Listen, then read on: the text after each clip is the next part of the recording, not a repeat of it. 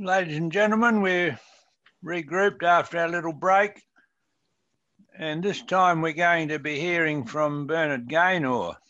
I wasn't too sure how much reference would be made by our first speaker, Robert Balzola, about Bernard, but he's made numerous references to that. So for those who weren't sure, Robert Balzola has played a big role in Bernard Gaynor's legal disputes since his military experience in the Middle East.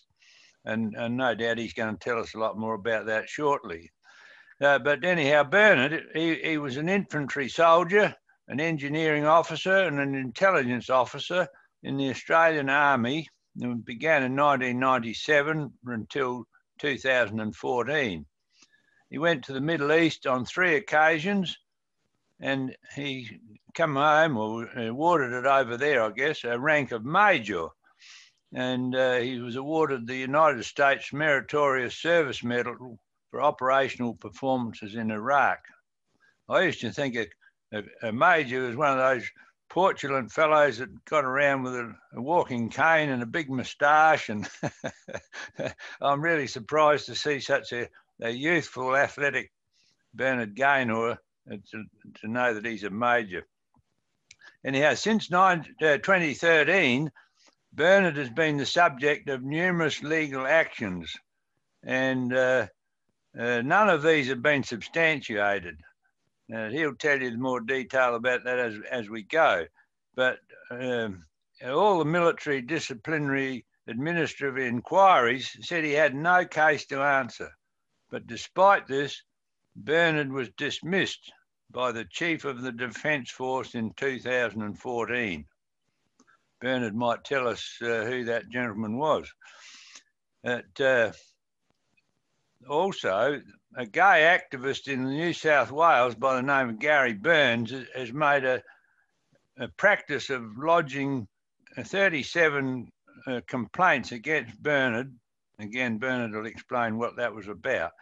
Not only has he attacked Gary Burns attacked Bernard, but it's part of his life that he attacks other people who take a firm stand on anything to do with homosexuality.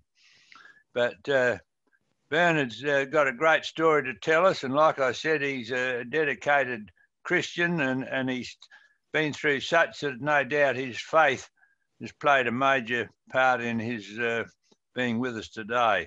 So to tell us about his personal experiences in the loss of freedoms and rights, please welcome Bernard Gaynor. Thank you very much, Ken, for that introduction. Before I go, I'll make sure everybody can hear me. Yeah. Okay, excellent. Ken and the Australian League of Rights, I'd like to thank you for your support and the honour of inviting me to speak today. It is a great honour, and I'm proud that this is the second time I've been able to speak to an Australian League of Rights seminar. Robert, I'd also like to thank you for your introduction. I've known you for many years now, and not only have you been a wonderful legal representative for me, but you have become a great friend, and I take great delight in your ability to impart important legal, philosophical, cultural principles to other people. You're a very well-educated person. I'm looking forward also to Michael Watson speak this afternoon. In my introduction, I was reading C.H. Douglas's 3 points that Ken sent through to us, and he finished the quote with this short sentence that if we don't personally fight for our freedom, then there is no legitimate ground for hope. Now, those are C.H. Douglas's words following his exhortation to each person as an individual to take responsibility to help themselves. They are a warning to all that if we are not prepared to personally fight for freedom, then all will be lost. And of course, that is true. If freedom is not defended, if truth is not upheld, if goodness is not protected, then evil, which is a cacophony of chaos and anarchy whose only shaping forces are hatred and malice, will prevail. The raging tempest will grow so large that all is storm, and nothing can be firm footing on which any attempt at order can be made to re-establish order. Now, my speech is not as academic or as legal as Robert's. It's more personal. And the reason, or one thing I want to take you to take away from this speech of a personal nature is hope. Because sometimes today, the sheer scale of insanity seems overwhelming. I know at times I'm confronted with this kind of a depression. And I think it's likely that we all are. Just reading the news, stories of madness day after day can trigger it. Sometimes it appears that the downward spiral we are in just cannot be stopped, that there is no legitimate ground for hope. Now, I want to park that sentiment with you while I tell you a story that seems, on the face of it, totally disconnected and irrelevant. Now, this story all begins at a strawberry farm not far from where I live. And at the strawberry farm, they make ice cream. There is a machine into which the attendant drops large scoops of vanilla ice cream with handfuls of frozen strawberries. And inside this machine, a kind of miracle happens. Those ingredients are delicately blended together, and then before your very eyes, a lovely strawberry-flavoured soft serve mixture is then funneled out into the cones that I love, waffle cones. Once a year, I take my wife and our 8 children to this farm, and we pay the hefty fee of $7.50 per ice cream, and we sit in the sun on park benches next to a large strawberry field and just enjoy the moment. It really is magical, and it is always enhanced by little children. Our youngest, and our youngest is only 2 at the moment, they always manage to cover themselves in ice cream despite their very best efforts, and they do so with beaming, smiling faces. Normally, this would drive any parent to frustration. Can't you kids even just sit there and eat ice cream without turning your entire body and the clothes over it into some kind of toxic industrial glue? Now, the answer to that, of course, is always no. Children do that. But in this particular moment, next to the strawberry field in the sun, even that is fun and innocent and lovely. And for half an hour each year, that enjoyable tradition occurs in our family. And it is wonderful regardless of whatever madness and chaos is inflicting itself on the rest of the world and is poking its nose into our life. And here we have a real mystery.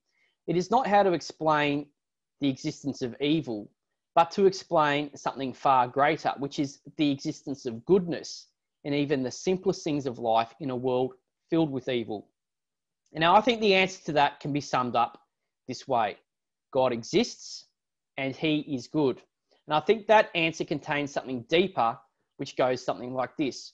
We were made for goodness and to be good. And even though we are clearly faced with our own internal faults and the wider problems of the world, this means that goodness is really something that is meant to be the natural state for us. As a result, it is very easy for us to fail to notice goodness, yet it is all around us. Goodness is there in every sunrise, in every flower, and in the fact that we find deep happiness when we help others and when we do the right thing. But evil is jarring. It is not natural, and so we notice it more. We focus on it more. It takes all our attention until it can seem to be overwhelming and threatens to depress us into submission. Now, all of this long introduction really sets up 3 points that I want you to ponder during the heart of my presentation today, which is all about how I have somehow managed to face up to the encroachment of an evil bureaucracy, which has done its very best to destroy my life and the life of my family with it. And without meaning to be preachy, the first point is this: God exists. Evil cannot touch him, and so we should never lose hope that goodness will prevail. The second point is this, and this is the really exciting one.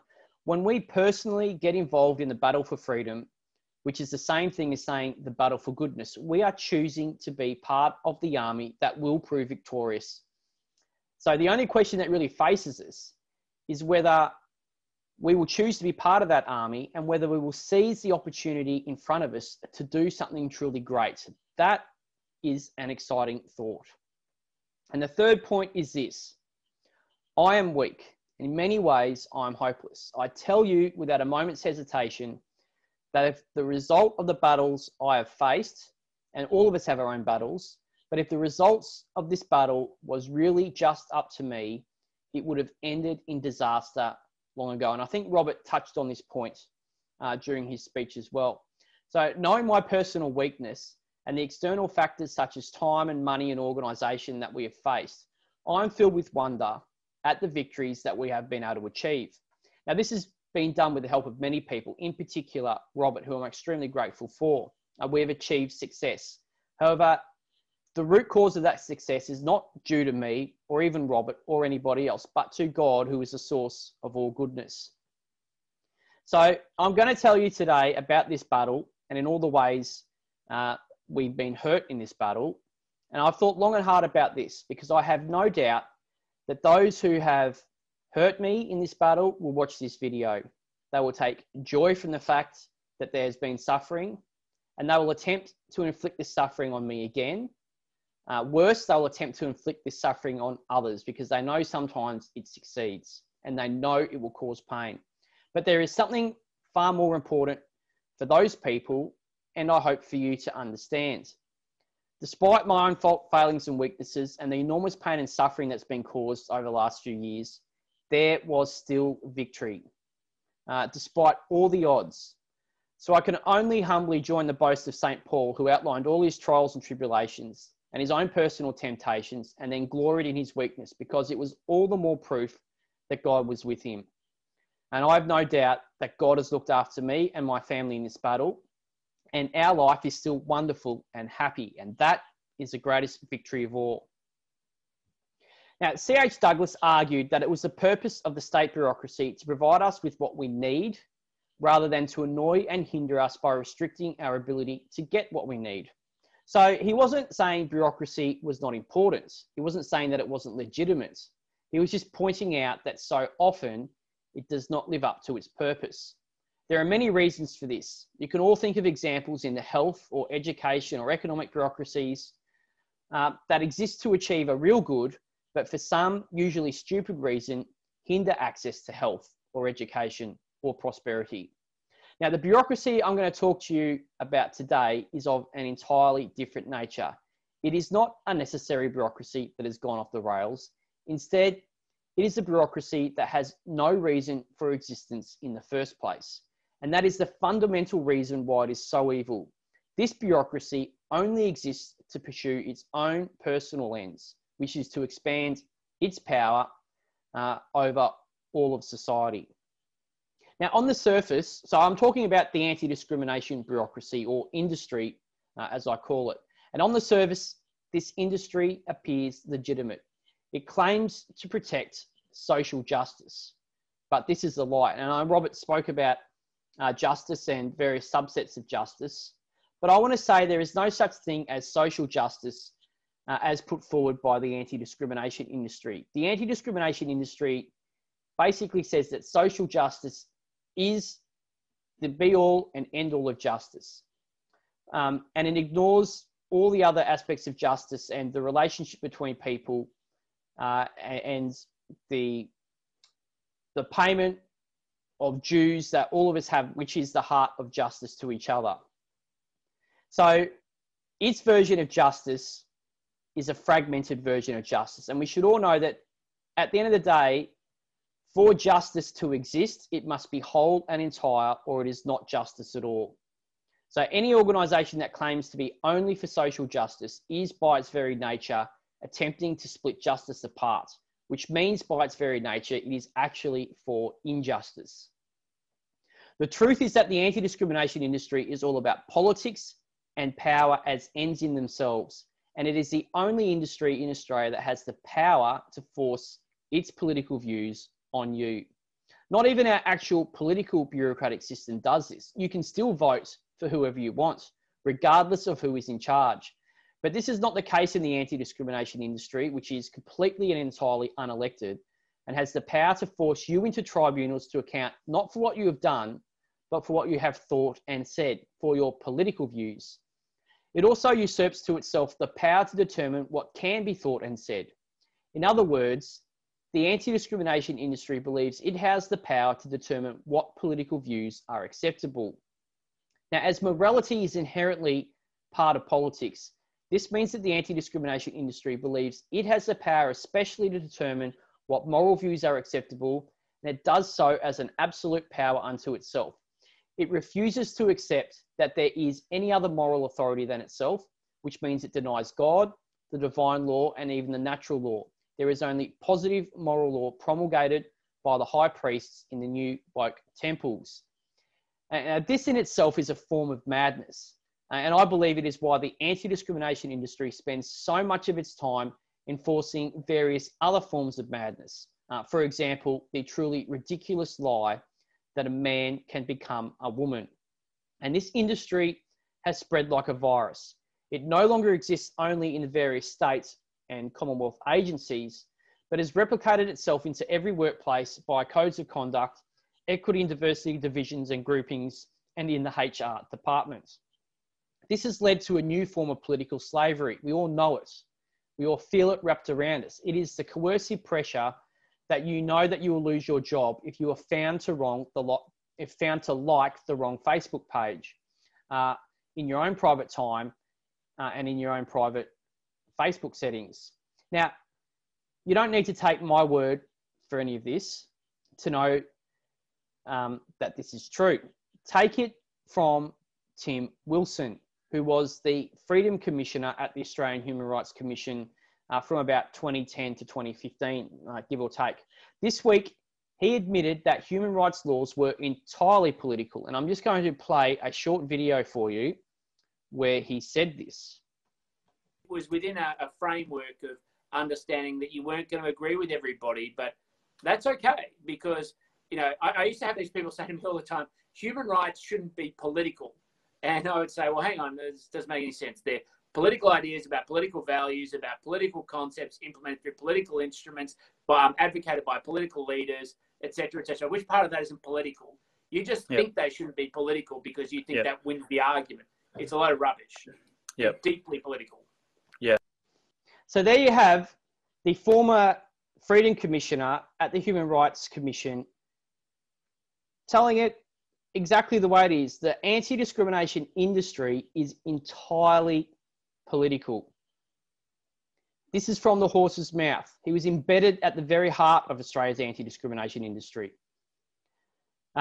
This industry, this bureaucracy, is entirely about the pursuit of political power. But unlike politics more generally, which is also a bureaucratic system that should serve a legitimate good, this bureaucracy exists only to use the coercive power of the states to pursue the political ends of those who command this industry. It is a cancer on society, and I'm just one of many people who have felt this cancer attack me. And Robert mentioned others, John Sunol in particular. I'm just one. So let's go over these attacks. Since 2013, I have faced many, many complaints from various gay and transgender activists for my views on marriage, family, and morality. Now, my views are not strange or weird, and they are certainly not new or revolutionary. All I've done to the best of my ability is to uphold in public the teaching of the Catholic Church, which is the largest religion in the world. It is the largest religion in Australia, and it is the religion which has predominantly shaped Western civilization for the last 2,000 years. So whatever you might think about the teaching of the Catholic Church, it cannot be said that this teaching is somehow radical or that it has not been central to the way we live our lives today or to the institutions that have served our society so well for the last 2 millennia. These views are normal views and they should be freely expressed. But as someone who was prepared to die for this nation to protect freedom while I served in the Australian Army, it is rather shocking to find now that you can be persecuted by the organisations of our Commonwealth and the states for even daring to defend Catholic Church teachings. Now, there have been 2 main attacks from the anti-discrimination industry against me. The first was from within the Australian Defence Force, using the various equity and diversity policies that have been adopted by the ADF and which essentially mirror the laws and directives of the various state and Commonwealth anti-discrimination industry bodies.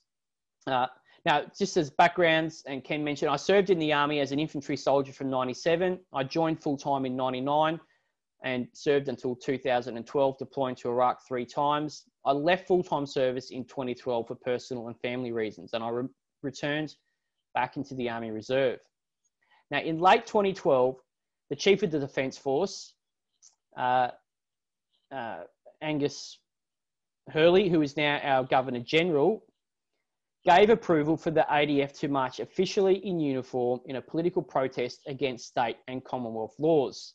It is called the Sydney Mardi Gras, and that aim, protest and political activity is explicitly listed and embedded into its constitution. A few months later, defence personnel marched with various leftist political parties, organisations and lobby groups down Oxford Street in Sydney.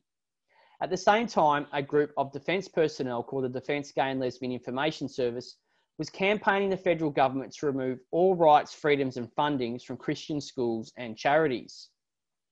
Now, the army is supposed to remain apolitical. It forbids, or it used to forbid, uniform political activity or uniformed attendance at political events. That rule has been thrown out the window, and now the Chief of the Defence Force has decided that he can choose what political events and causes the ADF supports. And this ties in, I think, very much with the concern Robert raised at the end of his presentation. You now have a politicised military that is now involved in domestic political decisions, and that is a very concerning thing. At the same time, the defence rules, which previously and correctly allowed defence personnel to engage in political activity in their private capacity and even run for office, have also been thrown out the window. A politicised military cannot tolerate private political activity that dissents from the official view. This is the real reason, the heart of the reason of why I was sacked from the Australian Army Reserve, even though the Chief of Defence Force admitted in his termination letter to me that I was a highly qualified and highly performing officer. My private views, which object to defence participation in the Mardi Gras and various agendas promoted by those who attend the Mardi Gras and by other defence officers who campaigned in their military capacity, were no longer acceptable. As the termination process unfolded, however, something truly bizarre happened. I was hit with 12 disciplinary charges for disobeying orders and commands, and these charges can carry jail sentences if you are found guilty. And I was also the subject of a high-level administrative inquiry officer inquiry, which only the Minister of Defence can authorise for public release. 7 of those 12 charges were given to my legal officer the night before the first hearing, which is a complete breach of natural justice. And I was never even permitted to see one of the complaints against me that led to the administrative inquiry. But both of these lines of investigation into me stem from complaints from gay and transgender activist officers within the Australian Defence Force. I was accused of racism, of sexism, of transphobia, and of disobeying commands. The termination process was commenced on an expectation that these administrative and criminal inquiries would find me guilty, but that did not happen. Not a single accusation against me was substantiated. Instead, it was found that there was no evidence that I disobeyed any order and that I had no case to answer in relation to the unacceptable behaviour complaints. Defence's own internal anti-discrimination processes found me not guilty. I was still sacked anyway. However, these same processes found that the transgender officer who complained against me had breached Defence's internal anti-discrimination processes by abusing my father. Defence ended up paying out $25,000 as a result of that to my father. That transgender officer was then promoted. Then he was made Queenslander of the Year. His name is Kate McGregor. It demonstrates, I think, the purely arbitrary and draconian nature of the anti-discrimination industry. It does not even care what its own legal processes determine. If it wants to punish some based on their political views, even if they are found to be innocent, and to promote others, even if they've been found guilty, it will do so anyway. There are many words that can describe such a system. The word that does it best and most accurately is evil. Now, I challenged the termination process in the federal court, as Robert mentions.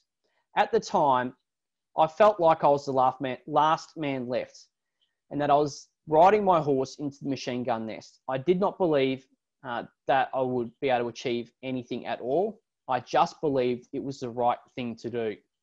However, making the decision to go to court was like stepping off a cliff.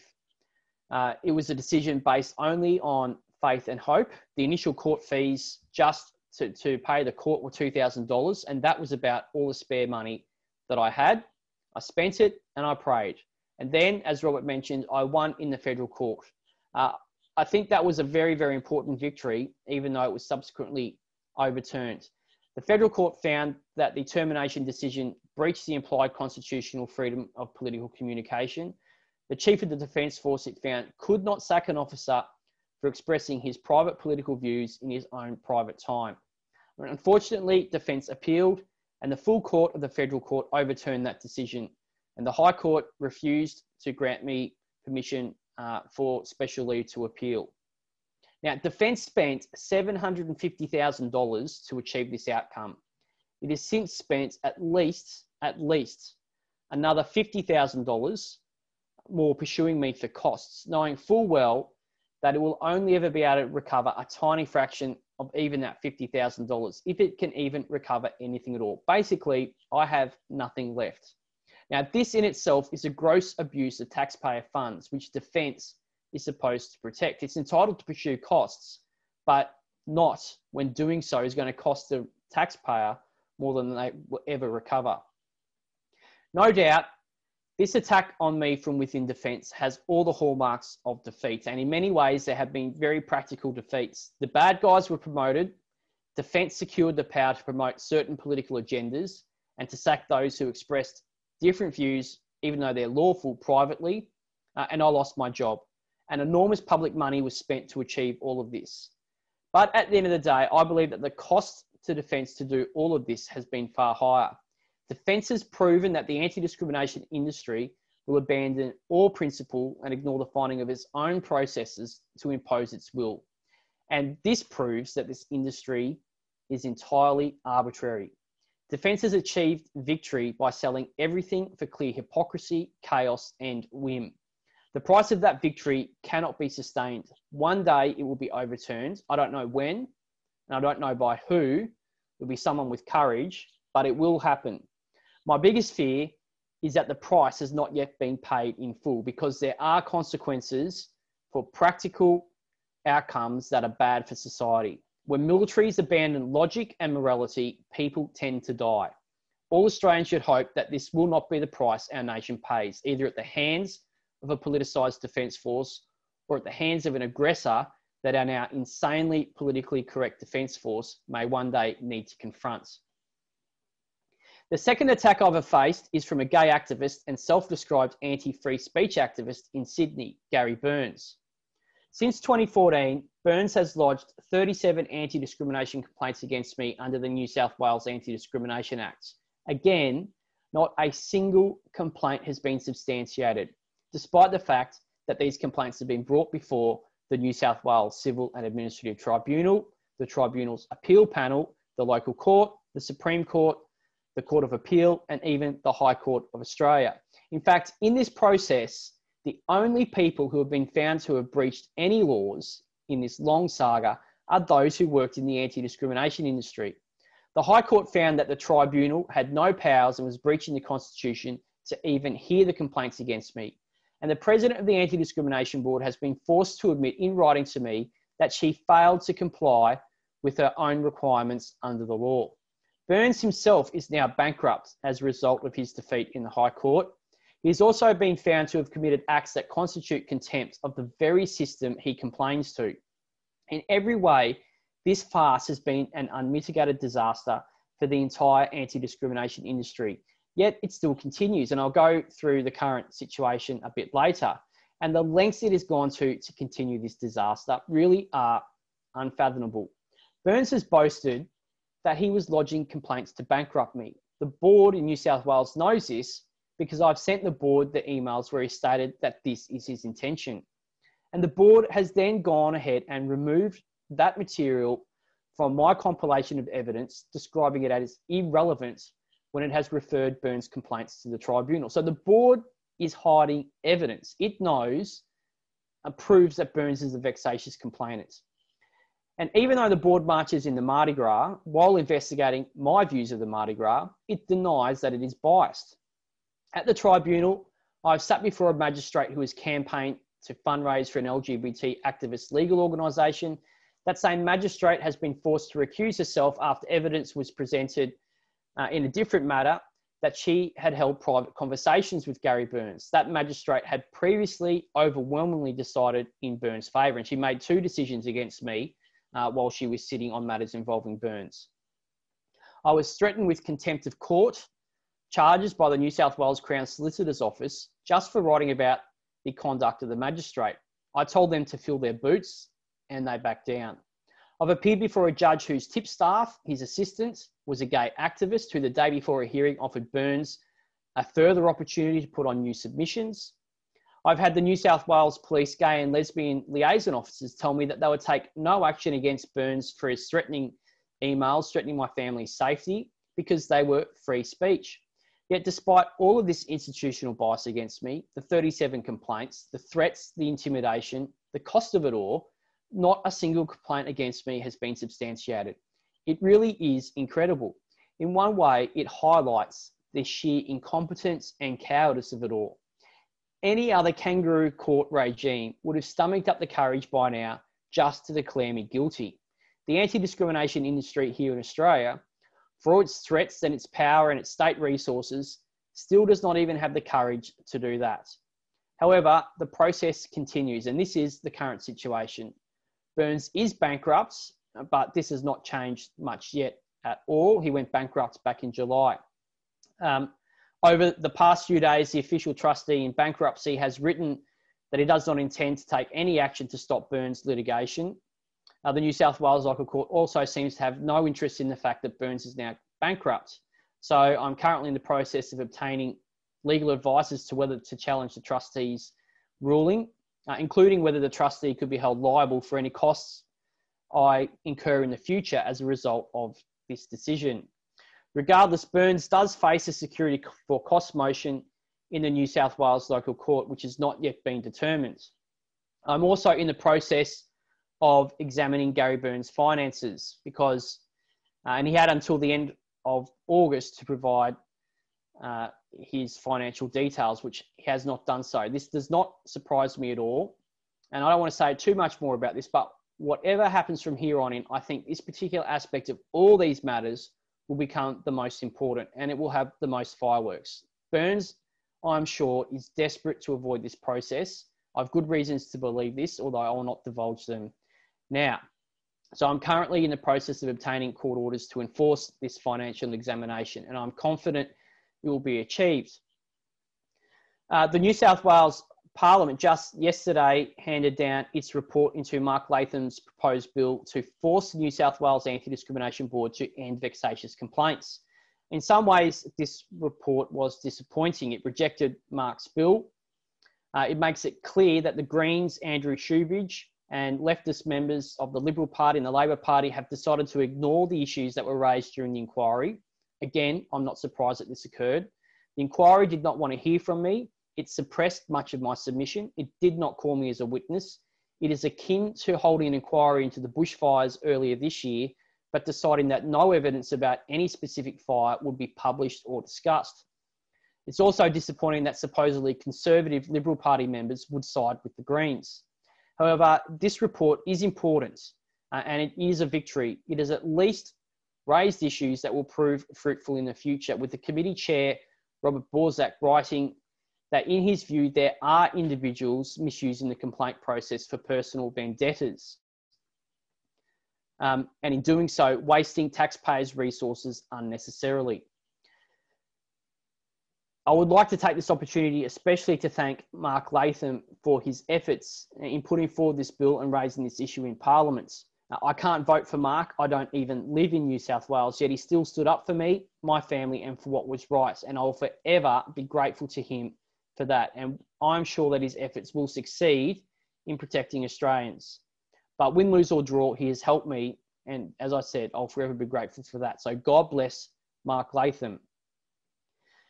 The New South Wales Anti-Discrimination Board has just recently dismissed Burns' 37th complaint against me. But the reason for this dismissal was rather frustrating. It was not dismissed for any proper reason, such that it was vexatious. or that Burns was using it to try and get out of his bankruptcy, and I presented that evidence to the board. Instead, it was dismissed because Burns chose to withdraw it. Now, I presented other evidence to the board, which I believe Burns simply did not want to face, and so that's why he withdrew this complaint. The board needs to consider this evidence and it cannot ignore it. I believe it needs to refer this evidence to another state government department for action. Within the New South Wales Civil Administrative Tribunal is probably the most bizarre situation that is going on at the moment. It remains reserved in relation to an appeal I lodged earlier this year in relation to a 2018 decision by the tribunal to decline to determine Burns' complaints so that he could bring them to the local court. I lodged this appeal following the Court of Appeal ruling against me earlier this year for numerous reasons, including the fact that when the tribunal made that 2018 decision, it was actually stayed by the High Court, or as a result of the High Court hearing, and had no power to make any decision at all. Now, to be honest, this entire situation is extremely bizarre, and I don't really know what will happen. On the one hand, the High Court has ruled that the tribunal has no powers at all over these matters. And on the other, after that decision was made, the New South Wales Court of Appeal ruled that the new law that allows the tribunal to receive complaints, even though the High Court ruled that it could not, was valid. That law is also valid, even though it allows the tribunal to make decisions and to even hear appeals to those decisions. Now, frankly, I don't think any of that makes sense, but it is the current state of the law in New South Wales. And again, on one hand, I've been told by a judge of the Court of Appeal that I need do nothing in the tribunal because I don't live in New South Wales. And again, on the other, the same Court of Appeal has just ruled that the tribunal can impose cost orders against interstate residents. So I can hardly afford to do nothing if doing nothing means that cost orders may be awarded against me. It is all very confusing. And I don't think anyone really knows what it means, except that this is a major concern of the legal system, even as the world is in the midst of a supposed pandemic. And I think that says a lot about both our legal system and the pandemic today. My view is that if the tribunal has no power, then any law passed in New South Wales Parliament pretending to give it power is invalid, which means that complaints cannot even be commenced in the tribunal. Logically, that should also mean that I can't bring appeals to the tribunal, but it would mean that the tribunal would have to dismiss the complaints as well because they could never be sent there in the first place. But who knows what will happen. I'm in New South Wales local court as well. Burns' 4 remaining complaints against me are there. These matters are currently stayed because of the appeal in the tribunal. That's a statutory stay. They're also stayed pending an appeal I've lodged in the High Court to the New South Wales laws, but they are not stayed because Burns is bankrupt. That issue does not seem to matter at all. And even though the matter is stayed, the court is still accepting documents from Burns. He seems to lodge a new affidavit at whim every second week, and that's all fine and dandy. And the local court still has not yet heard my motion for security for costs against Burns. I remain confident that it cannot be ignored. And the High Court of Australia is currently processing my application for special leave against the Court of Appeal's decision that the New South Wales laws allowing the tribunal to receive Burns' complaints are valid. There are a number of processes to go through in relation to this application, which Robert and I are currently working through. And again, the New South Wales Attorney General is opposing me in that matter.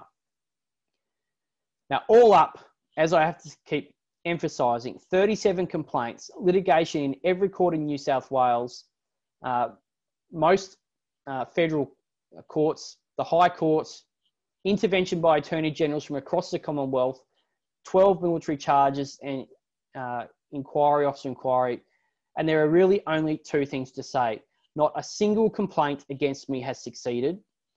All of this also has probably cost the taxpayer in excess of $5 million. And I'll go through some of those figures in a minute. And somehow the leftist members of Parliament think that the anti-discrimination system is working fine. They are crazy, and as a result, they are willing to inflict pain. And I'll go through some of the costs. The complaint process within the anti-discrimination industry is a gravy train for activists. It always punishes the defendant regardless of the outcome. It is free to lodge complaints. There is no penalty for false or vexatious complaints, nor is there any requirement to dismiss such complaints. complaints are generally heard in no-cost jurisdictions, which means that the defendant will always suffer financially if they decide not to hand over the extortion, go away money and defend themselves. Now, defending myself has been expensive.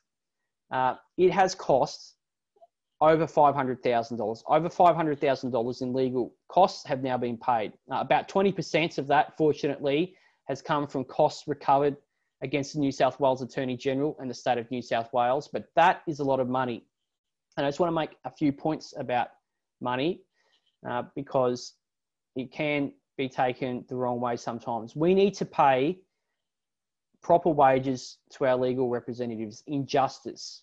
We also need to pay legal representatives appropriately so that we can have more Roberts, we can have more Peter Kings, we can have more good solicitors and barristers representing Australians in the courts. If we don't pay them, they won't be there, and that will hurt all of us. And I need to thank the many, many people who have assisted, including some who are listening today. There have been thousands who have donated. And I also just want to point out that while I've spent $500,000, the Defence Force spent $750,000 in just 3 matters. I've spent $500,000 in approximately 50 separate complaints. I've had one legal expert tell me that the 2-day High Court hearing in which every state Attorney General showed up back at the end of 2017, except South Australia and the Commonwealth Attorney General, would have cost the taxpayer of the states and the Commonwealth over $1 million just for that 2-day hearing. That does not include all the legal work that went on before that from all the Attorney Generals, does not include the matter in the Court of Appeal, does not include, well, there were 3 matters in the Court of Appeal, 2 in the Supreme Court. It does not include any of those matters. So that's why I believe over $5 million has been spent easily. And I think that we're achieving very good victories at a fraction of that cost. But that cost is also not the only cost. In 2017, my wife and I had to sell our house. We basically have no assets left. In 2015, we had to move our house because Gary Burns obtained my address from the electoral roll and began communicating with Islamic organisations. That caused a huge amount of stress. It definitely affected my wife a great deal. She was very concerned for our family's safety. And that stress has been incredible. There have been stress over the possibility that a loss in this matter could mean that I would potentially face contempt of court if I ever spoke about issues in relation to marriage or morality again, which carries with it an implied threat even of jail. It's manifested itself in loss of sleep, loss of enjoyment of life. It's affected the relationship with my wife at times and with my children. It's brought dissension and anger into our family. At times, it has led to a kind of lethargy or apathy where I felt like I've just been stuck in the mud and unable to do anything at all. It has led to anger. And all of this has had a big impact on family happiness and well-being, an impact on me, an impact on my wife, on our children. Of course, the mere accusation of an anti-discrimination complaint brings it with a loss of reputation. And I can absolutely guarantee that there has been a loss of friendship, especially with some of my former colleagues in the Australian Defence Force, who are now approaching the time in their career where being politically correct is especially important if you wish to continue and have a successful career. All of these sufferings have been real, they have been felt, but all they do is add to the incredible fact that in spite of all these sufferings, in spite of all the financial, organisational, time constraints that I've faced, victory has been achieved over the anti-discrimination industry. So like St. Paul, I can take glory in these sufferings and my own weakness especially, because that is proof of the goodness of God. And as Robert said, providence provides when you do all you can to help yourself. And I believe victory has been achieved in the other following ways as well. We defeated their complaints. We built an army. As I said, thousands have supported, and we're now funding defences, I can say, for additional persons who are suffering under the anti-discrimination industry. There has been a refusal to cower before the face of the anti-discrimination industry, and there is an ability to smile and even thank God. And I think that last victory is the most important one of them all. It is a recognition of God and goodness and all that comes with it, especially hope. And I think this victory is the one that most infuriates our enemies of all of them. I suspect they cannot stand the fact that I can sit here after all these years and not only thank God, but even thank him for what I've been through. And I do thank him for that, not to infuriate our enemies, but because through these sufferings, he has given me an opportunity to do good. I only regret that at times I've not done it more perfectly or willingly. And Ken, I'll hand back over to you. Yeah, I did say you could have 5 minutes at Bernard, but never mind. Yeah, you've done very well. Now, we're looking to get some questions, and I think people are not finding it too easy in the chat room. I might even just quickly ask Arnie Lukes, who's he's the pilot running this whole show. Do you have any evidence of questions at your side there, Arnie? Okay, I should be coming through, Ken. Yes. Oh, it's actually a question from Lou Cook.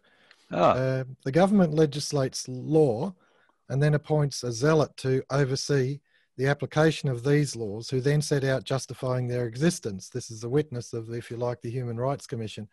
And that in itself, I think, is an important one for Bernard to consider, at least his life experiences in. Yeah, well, Arnie and Ken, I can just comment on that. I think that one of the significant problems with the anti-discrimination industry is that it is, to use an army phrase, a self-licking ice cream. So it justifies itself by creating an environment where there are more and more complaints about more and more ridiculous things. They like complaints. They like vexatious complaints because it gives them a reason to exist. There's no doubt about that. Is one I wrote myself. I've recently read a book written by W.V. Evatt, who was actually a Labor politician. He was originally an industrial lawyer who was appointed to the High Court after a short stay in New South Wales lower house, appointed to the High Court for 10 years, and then he moved into an Attorney General position for the Labor Party, and at one stage he even led the party. I have to qualify that because it's an important book in that he concentrates on the reserve powers of the Crown, and I think that to me in his book he says that liberalism is as likely to side with socialism as to side with conservatism. And now you talk about the left of the Conservatives as doing this and that.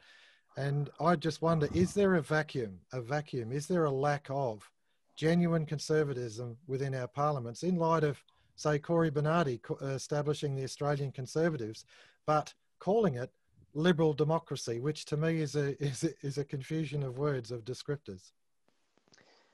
Yeah, Arnie, I think there is definitely a vacuum of real conservatives in parliaments. I do have to say that I believe that is our fault, not the fault of our enemies. For probably a generation at least, conservatives simply didn't bother showing up. And if you don't show up, you're not going to win. There's no doubt about that. And I would also just add the comment that liberalism is not as likely to side with socialism as with conservatism. I'd say it is far more likely to side with socialism than conservatism. In fact, it's inevitable that it will do so because liberalism itself, when it goes to, you take it to the end of that philosophy, results in a kind of individual anarchy. And in that environment, we always turn to the same old rule, which is might is right. That's where liberalism leads. But I think where Bernard has taken us is very, very important, that the lack of genuine conservatism in the, if you like, the Liberal Party. And I note that it's a coalition there. And I've seen so many times that the National Party, if you like, originally representing farmers, was always big on the get big or get out, which of course to me is the extension of liberalism. It's a continuation of the von Mises type of point of view about monopoly capitalism. in favour of it. Get big or get out.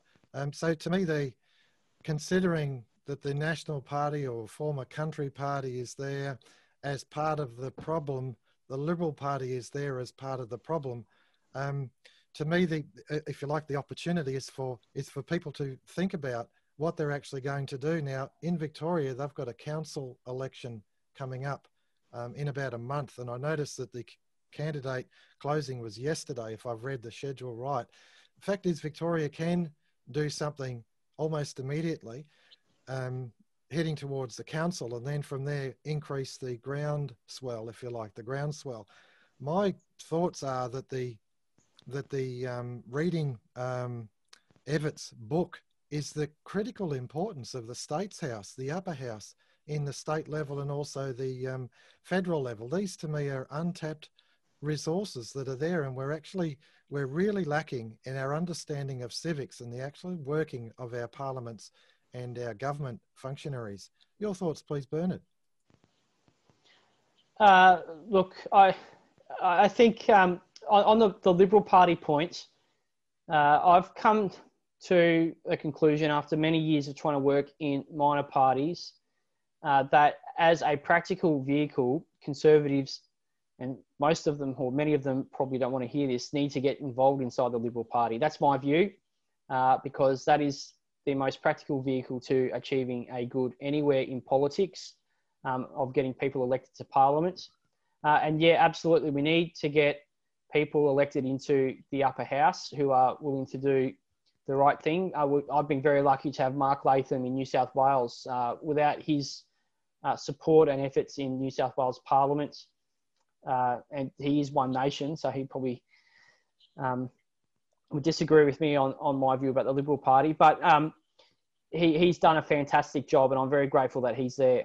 And also, I just wanted to mention that there are some questions in the actual Q&A chat, which I don't know answered. I've just been looking there too. Steve Lloyd said he sent a question. Can you see this one, Arnie? So we'll have to read that one out. I think Arnie's talked about the King and the Dominion. Lou Cook had his answered. I've got a couple here. Right, yeah, away you go, Arnie. You do it. Can you be more specific about the army that has been built up to push back against the discrimination industry? Okay. Look, what I was alluding to in that comments was actually what Robert spoke about earlier today. So I'm very glad Robert spoke about that, and I'm very proud and honoured to be working with Robert and others on that. It's still very early days, but I just know from my personal experience, there are thousands of Australians out there who are good people. They are conservative people. I think that they need leadership, because a lot of people can see the problems. They just don't know what practical steps they can take to deal with those problems, to fight back. And I think they're looking for leadership, and when it's provided, and I hope that I can be part of that, I think we can build something formidable. There are thousands of people out there, and I think you've got enormous capacity for fundraising, for lobbying, for political campaigns. It's just got to be properly developed and led. And I think we've seen some efforts in the past, which for various reasons just haven't worked. And my efforts in minor political parties, I would say, is one of those failed efforts. I would say the Australian Conservatives was a completely failed effort.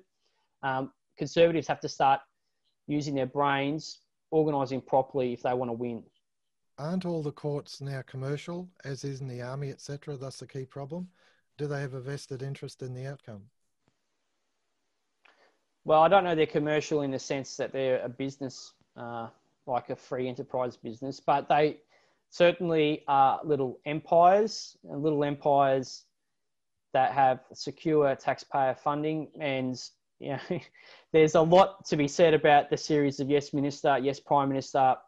That one of the reasons it's so funny is because it's true. And as Sir Humphrey pointed out, in that it is the goal of every bureaucracy to increase its budget and to increase its power. So I think there is a bit of an attitude like that exists in the court and the army and across state bureaucracies. And of course, that attitude is contrary to the goals of bureaucracy, which is to provide us what we need, rather than to hinder us in our ability to get what we need.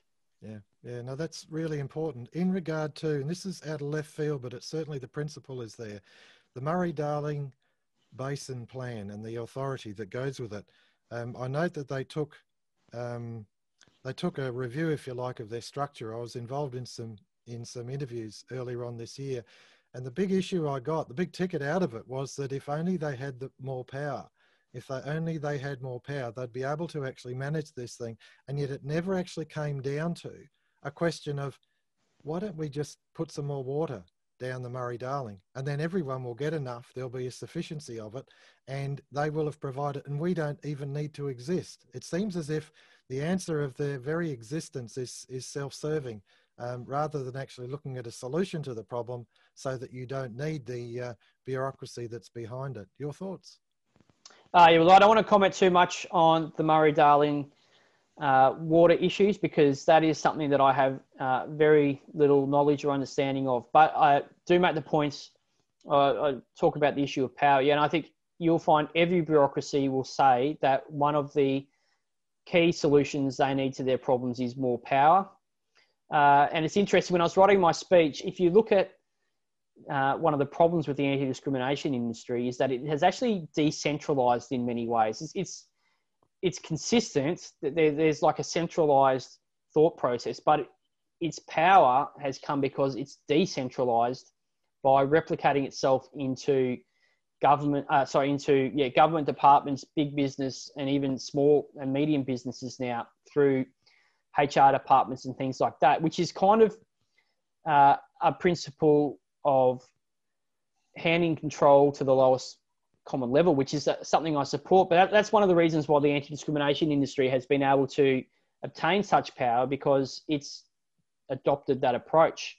And it's not good that they've attained that power, but it points to the effectiveness of decentralized decision-making and control, which is something I think is quite often lost. Okay, I want you to just ponder a thought here, because to me you've touched on a raw nerve. And the thought is this, that implementing or managing a centralist policy remotely, right?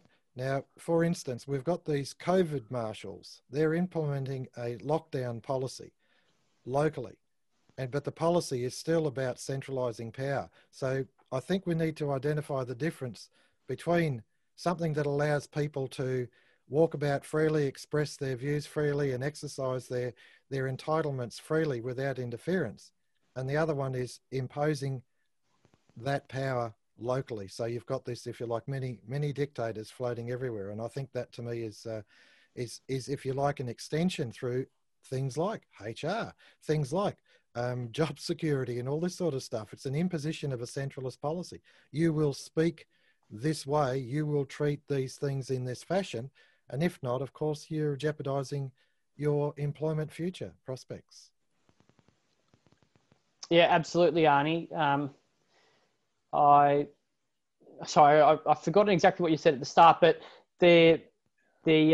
what's happening in Victoria, I just did a video yesterday. I said it's like a massive replication of the Stanford experiments, where they got 12 university students and had them act as guards, and they got 12 university students and had them act as prisoners, and they tested the impact that had on their relationship and their behavior. And we're replicating that across a state right now.